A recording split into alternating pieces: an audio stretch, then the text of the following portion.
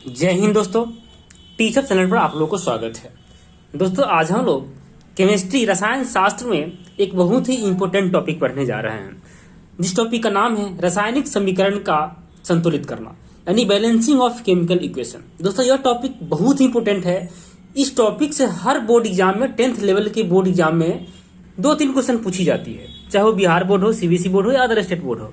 यहाँ तक कि दोस्तों इस टॉपिक से कंपटीशन में भी 1-2 क्वेश्चन पूछ ली जाती है।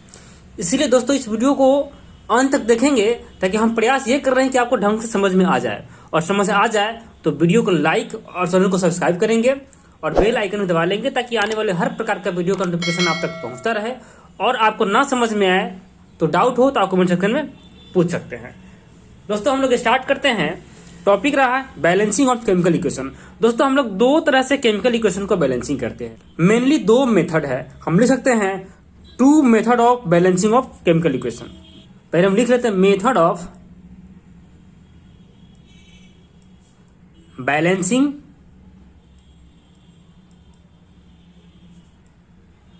Chemical equation.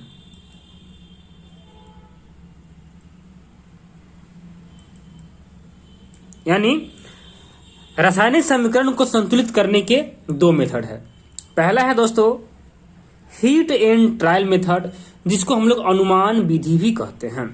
आप हिंदी में लिखेंगे तो अनुमान विधि, और इंग्लिश में लिखेंगे तो heat and trial method. Heat and trial method यानी बोले तो अनुमान विधि। हम अनुमान लगाकर बता देते हैं कि इक्वेशन बैलेंस है या नहीं। दूसरा है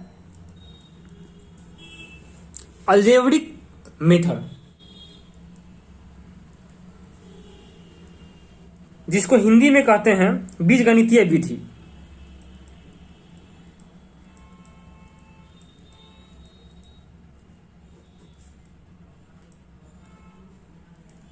आज दोस्तों आप लोगों को हम हीट एंड ट्रायल मेथड यानी अनुमान मेथड से बनाने के लिए सिखाएंगे।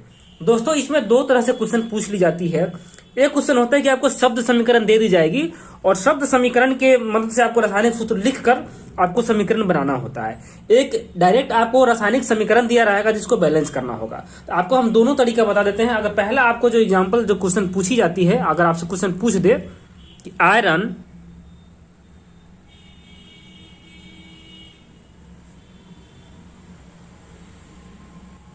भाप से अभिक्रिया कर, भाप के साथ अभिक्रिया कर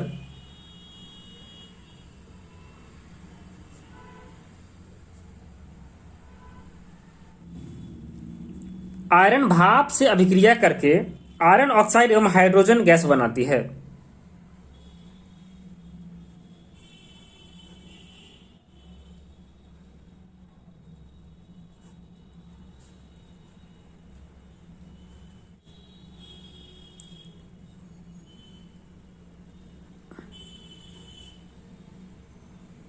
दोस्तों ये जो रहा आपका शब्द समीकरण रहा। अब इस शब्द समीकरण को आपको रासायनिक सूत्र में स्थापित करना है, और हम स्टार्ट करते हैं। दोस्तों यहाँ क्या लिखा है कि आयरन भाप से अभिक्रिया करके, तो पहले हम क्या लिखेंगे, एक शब्द समीकरण बनाएंगे। दोस्तों ध्यान से समझेंगे। पहला क्या बनाएंगे, शब्द समीकरण। तो शब्द समीकरण क्या होगा दोस्तों, आयरन, क्या लिखा है, आयरन प्लस किससे अभिक्रिया कर रहा है, भाप से, प्लस क्या हो जाएगा, भाप, बना क्या रहा है अभिक्रिया करके, iron oxide, iron oxide plus दोस्तों क्या, हाइड्रोजन गैस, क्या, हाइड्रोजन।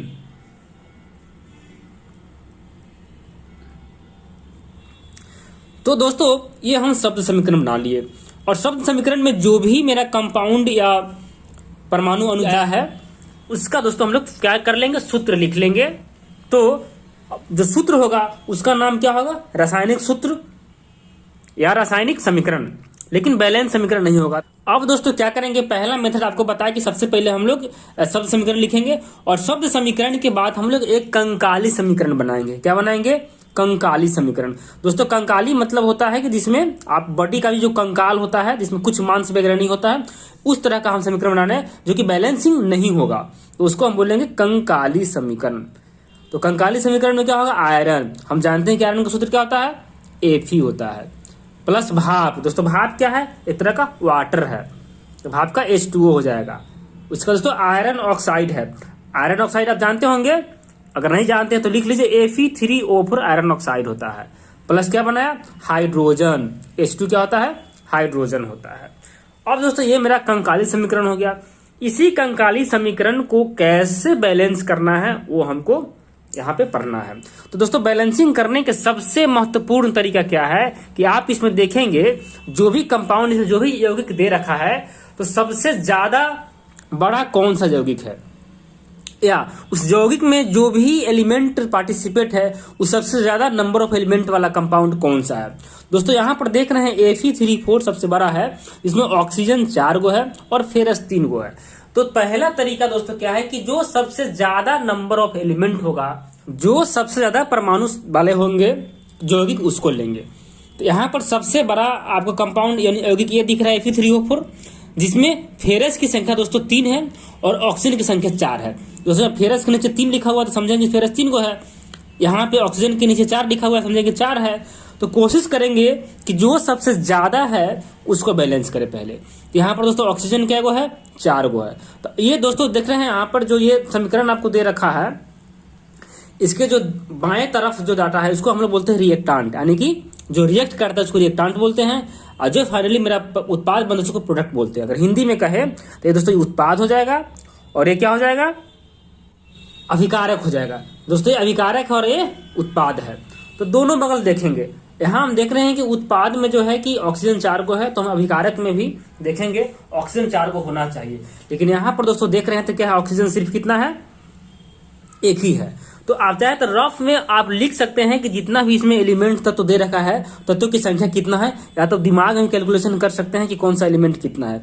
यहाँ क्लियर दिख रहा है कि दोस्तों Fe जो है 3 को है, ऑक्सीजन 4 को है, हाइड्रोजन 2 को है, यहाँ भी हाइड्रोजन 2 को है, यहाँ ऑक्सीजन 1 को है और फेरस 1 को है। तो सबसे पहले उसको बैलेंस करेंगे तो सबसे ज्यादा है, तो सबसे ज्यादा कौन है, ऑक्सीजन है, जो कितना है, 4 है। तो यहाँ भी दोस्तों अगर हम 4 लगा देंगे तो मेरा ऑक्सीजन क्या हो जाएगा, 4, यानी बैलेंस हो जाएगा। इस प्रकार दोस्तों हम वही काम करने के प्रयास करेंगे। अब हम लोग समीकरण बनाएंगे, कौन समीकरण, संतुलित समीकरण बनाएंगे। तो संतुलित समीकरण बनाने के लिए क्या करेंगे, फिर से वही काम करेंगे, Fe प्लस H2O है ना, Fe3O4 और प्लस H2 है। यहाँ देख रहे हैं ऑक्सीजन 4, यहाँ ऑक्सीजन 4 करने के लिए यहाँ दोस्तों हमको क्या करना पड़ेगा, 4 से मल्टीप्लाई करना पड़ेगा, जिससे ऑक्सीजन की संख्या क्या हो जाएगा, 4 हो जाएगा। ऑक्सीजन लिखा हुआ है, ये 4 से मल्टीप्लाई किया गया है, यानी कि 4 ऑक्सीजन हो गया, अर्थात मेरा ऑक्सीजन बैलेंस हो गया।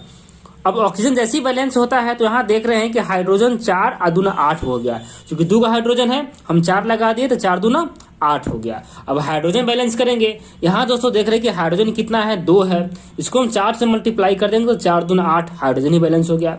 और रफ में देख लेंगे कि क्या क्या बैलेंस हो गया है। मेरा बैलेंस क्या हो गया, ऑक्सीजन बैलेंस हो गया, मेरा बैलेंस क्या हो गया, हाइड्रोजन बैलेंस हो गया। अब उसके बाद दोस्तों यहाँ देख रहे हैं Fe3 यानी फेरस क्या गो है, 3 गो, इसमें 3 ही है ना एलिमेंट, फेरस है, हाइड्रोजन और ऑक्सीजन है। तो ऑक्सीजन हो गया, हाइड्रोजन हो गया, तो बचा क्या, फेरस बचा। यहाँ देख रहे हैं कि फेरस 3 है, यहाँ भी अगर हम 3 से मल्टीप्लाई करते हैं फेरस में, 3 फेरस हो गया, अर्थात दोस्तों 3 फेरस 4 दूना 8 हाइड्रोजन, 4 दूना 8 हाइड्रोजन, 4 ऑक्सीजन और 4 ऑक्सीजन। यानी इसमें अगर आप तत्वों की संख्या गिनेंगे तो तत्वों के परमाणुओं की संख्या बिल्कुल बराबर है, अर्थात दोनों ओर, यानी कि प्रोडक्ट में भी और रिएक्टेंट में भी दोनों का परमाणु की संख्या बराबर हो गया, अर्थात ये समीकरण क्या हो गया, बैलेंस हो गया। इसी प्रकार दोस्तों एक और उदाहरण समझेंगे, एक दूसरा उदाहरण से आपको समझाने का प्रयास कर रहे हैं। दोस्तों ये जो उदाहरण आपको समझा रहे हैं, इसमें सवाल पूछ देगा, एक तो आपको शब्द समीकरण दे देगा, कभी शब्द समीकरण न दे, डायरेक्ट आपको समीकरण दे दे। जैसे कि यहाँ पर आपको आपको एक उदाहरण दे रहे हैं, Mg प्लस HCl, मतलब मैग्नीशियम जो है हाइड्रोक्लोरिक एसिड से रिएक्शन करेगा तो क्या बनाएगा, MgCl2 प्लस हाइड्रोजन को रिलीज करेगा। और यहाँ पे दोस्तों ये भी एक कंकाल समीकरण है, क्या है, कंकाली समीकरण है। और इसको बैलेंस करने के लिए आपको वही तरीका पता है कि देखिए कि सबसे बड़ा यौगिक कौन सा है, तो MgCl2 सबसे बड़ा यौगिक है। इसमें देख रहे हैं क्लोरीन की संख्या इसमें की दोस्तों 2 है, तो यहाँ क्लोरीन की संख्या 1 है, और जो सबसे बड़ा होगा उसमें सबसे ज्यादा वाला परमाणु की संख्या वाला तत्व तो खोजेंगे, तो क्लोरीन सबसे ज्यादा वाला है जिसमें 2 है। तो दोस्तों यहाँ भी अगर हम 2 लगा दे, यहाँ हम लिख दे इसको एक कंकाली समीकरण लिख दे, मतलब ये समीकरण बैलेंस नहीं है, और यहां आपको हम लिख दे संतुलित समीकरण।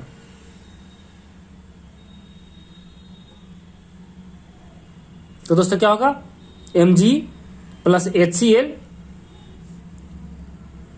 MgCl2 और प्लस हाइड्रोजन। आपको क्या पता है, सबसे बड़ा यौगिक MgCl2 है जिसके अंदर सबसे ज्यादा तत्वों वाला परमाणुओं वाला तत्व कौन है, क्लोरीन है। क्लोरीन 2 है, तो यहाँ भी 2 लगा दिए, और क्लोरीन 2 लगाने से हाइड्रोजन भी 2 हो गया, यहाँ हाइड्रोजन भी 2 है, ऑलरेडी बैलेंस है। और मैग्नीशियम 1 है, यहाँ भी मैग्नीशियम 1 है, इसको बैलेंस करने की जरूरत नहीं है, अर्थात आपका ये भी समीकरण क्या हो गया, बैलेंस हो गया। दोस्तों एक और उदाहरण आप देखिए, थोड़ा सा ये कॉम्प्लिकेटेड आपको दे रहे हैं।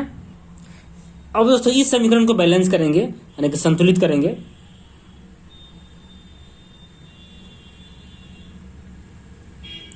तो देख रहे हैं यहाँ पर सबसे बड़ा यौगिक कौन सा है, AlCl3, CaOH और अल्युमिनियम OH थराइस का।